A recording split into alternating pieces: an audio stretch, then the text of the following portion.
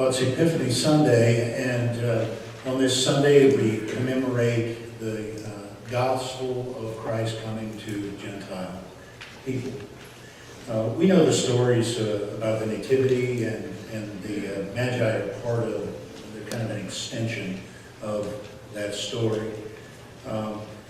In our Advent study, we talked about the different characters in the Nativity, and what was interesting was we acknowledged that a lot of things that we automatically visualize in that story are not actually things that came from Scripture.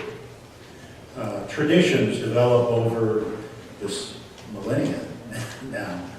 And so those traditions then communicate in a way that we can embrace the story, understand the primary truths that are told in the story, and then find some application in our own lives as a result of that. It doesn't mean that the traditional stories we embrace about the Nativity or the wise men are errant or are wrong. It simply means that the story is not necessarily, every aspect of it, completely factual. The story of the wise men is like that. You know, a couple years ago on this day, I did a trivia test with you, and you failed miserably because you've heard the story over and over and over again throughout your life, and you sort of know the story. You can predict what the next scene is going to be and what the different players do, but a lot of that was just put together as the story was told and retold and retold. It doesn't mean it's not true. It just means that it may not be completely factual. In the case of the wise men, we know basically the way the story goes. They saw a star in the east, which meant they were probably from the west, and they surmised from Hebrew writings that this star was associated with the birth of this great king that the Hebrew people would have called the Messiah. And so these scholars, astronomers probably, gathered together themselves, the supplies for the trip, and probably a good number of armed soldiers to accompany them, and they began the journey. Now, in our version, we think of them traveling a great distance, but we don't really know where they came from, just the west. And some speculate they traveled a few weeks. Some speculate they may have traveled up to 2 years even to get to where the Christ child was. So that meant they either met Jesus as an infant or they met Jesus as a toddler, which our story today kind of indicates that may be the case. We assume there are 3 of them, and the truth is that we're told there were 3 gifts. We have no idea how many magi there actually were. There could have been more than 3, or there could have been less than 3. We just don't know. We don't know how long their journey took. It, again, may have been a long, arduous journey, or it may have been a couple weeks of discomfort in travel. Most sermons about the Magi sort of have 3 points in there. They go like this. They came from afar. They saw the Messiah and gave gifts and worshiped him, and then they took home the Testament. I'd like to start at the end of that sermon this morning. The Magi came from afar, and they returned home with a testimony. But again, we don't know how far they traveled, how long it took, either direction. But we're told in Scripture that when they arrived in Israel, they went to Jerusalem. Now, what you need to understand is they're foreigners. They had an armed escort, and it would have been typical that you seek out the powers of the nation you entered so they understand you're not there to somehow overthrow. them and conquer them. And when they talked to King Herod, they wanted to know where the newborn king was, and I could picture Herod saying, "Why am I always the last one to know these things?" And he called in his scholars and asked where the Messiah was to be born, and they said, "Bethlehem." He sent the wise men on their way. We see this in Scripture. I mean, this is factual.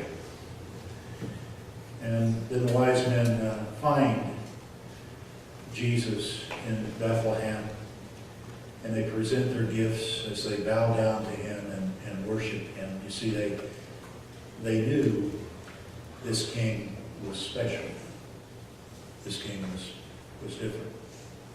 Now, when they arrived, you need to understand they didn't fit in the context in which they had arrived. They were among Judean peasants. They had an armed escort. They probably were dressed much better than the average person in that community, and they had these gifts that nobody that lived there could afford.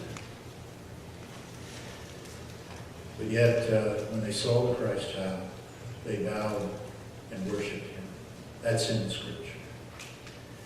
And then they were warned in a dream not to go back to Herod and tell him where the Christ child was, because Herod wanted to know for one reason. And it was common in ancient times, if a ruler was sort of threatened by another family or a powerful family or powerful person, the birth of someone who was predicted to take the throne, they would do everything they could to eliminate the competition. He wanted to make sure his children were on the throne when he was gone. Now, the Magi stepped into this political intrigue, and I think this is important. We need to understand that when they went to Herod, they started something, and then they were engaged in this political intrigue that was very dangerous. Not only for Jesus, but dangerous for them too. And if Herod had known that they weren't going back to him to give him the information he desired, he would have sent soldiers to capture them, bring them back, and would have probably put them to death. That's how serious this was. Now, what's interesting about the story is they make this journey, which was probably difficult. They're in this foreign land that is foreign to them. They don't really fit in the context. They have the risk of this political intrigue hanging over their heads. And all this stuff seems, it's at least a hassle. It seems kind of negative. It seems kind of bad. But look at what God did through these Magi. When they bowed and worshiped Jesus, you will not convince me that they did not retell that story of seeing that child for the rest of their lives. And they took a testimony home with them. Something good came out of something that wasn't necessarily that pleasant. That's not the only good thing that the Bible talks about coming out of difficulty. As the Judean church was persecuted, Christians fled with their faith to foreign lands. And we need to understand that after Jesus died on the cross and he was buried and he rose from the dead, his disciples continued to gather. And as they gathered, their faith was reinforced. And they started teaching in the temple courts. And as their number grew, they became more emboldened to share the gospel. Everything was going well. They were well received, and the religious leaders weren't threatened.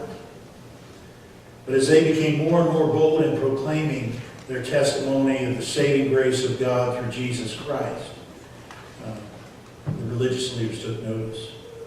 And once they took notice, they began to take action as well.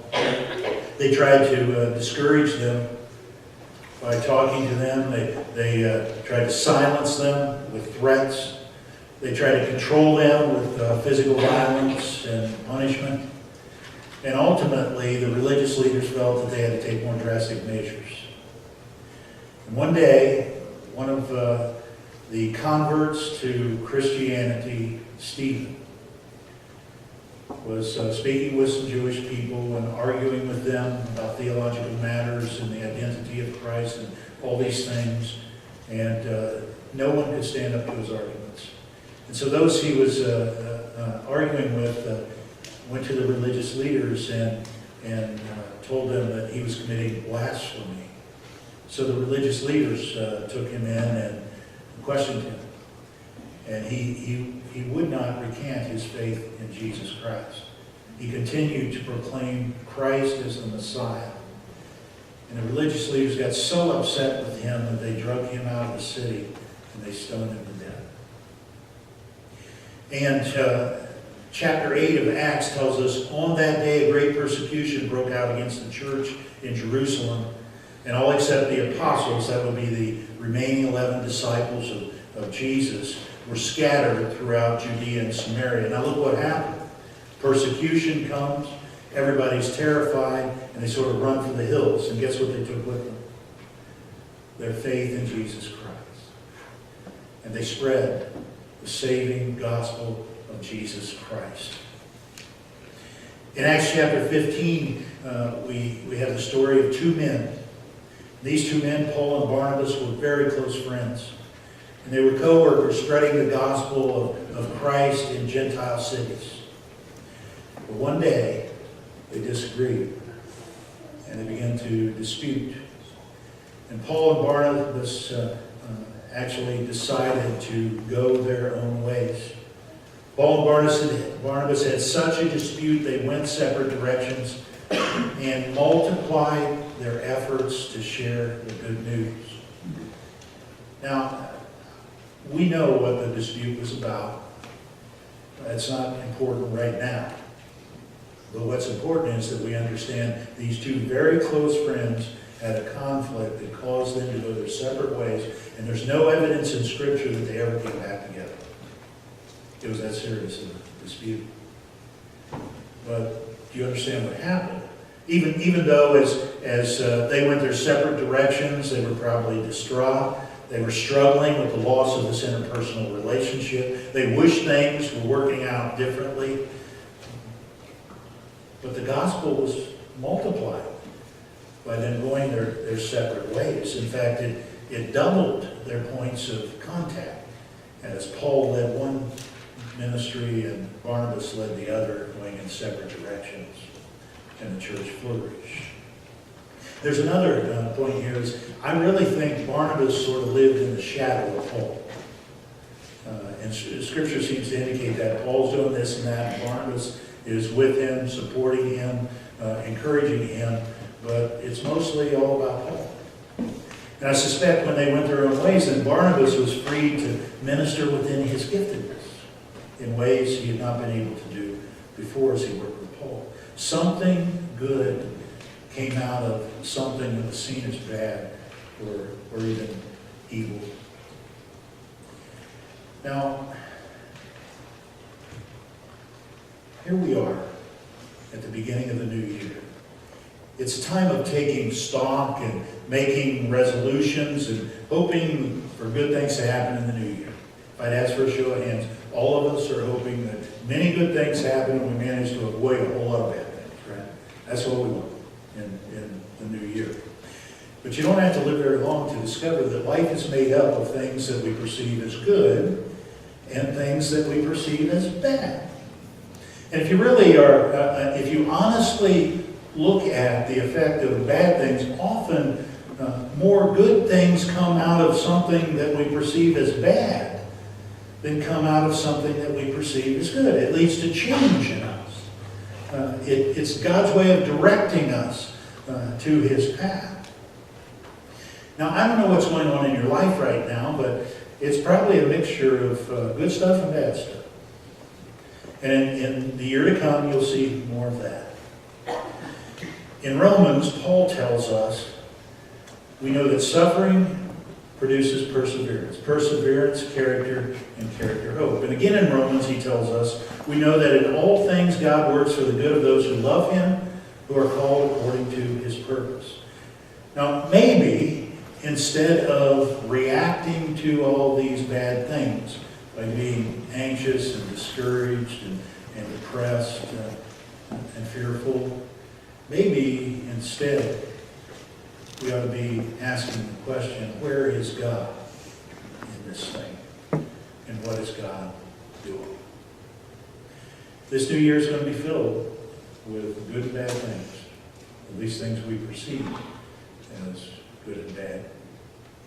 But maybe we need to embrace some of those things we perceive as bad as ways that God directs us to enter into doing some good things. We celebrate Holy Communion today. And if you think about it for a moment, to the casual observer of Jesus' passion at the time, for those who loved him, what they saw was that Jesus was falsely accused, and that he was tried and convicted on trumped-up charges. And he was maligned and beaten and bruised, and he was nailed to a cross and he died.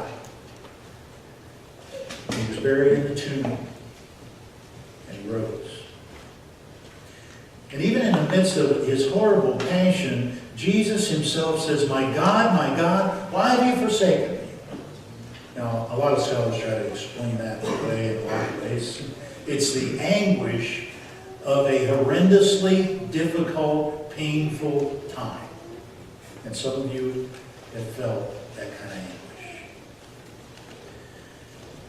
But as Jesus died on the cross, a path was paved for the salvation of many, for the redemption of many. A path was paved for us to come to God. In fact, come boldly to a throne that would have been a throne of judgment, but now a throne that's a throne of grace. Is there any better example of how something good can come out of something bad?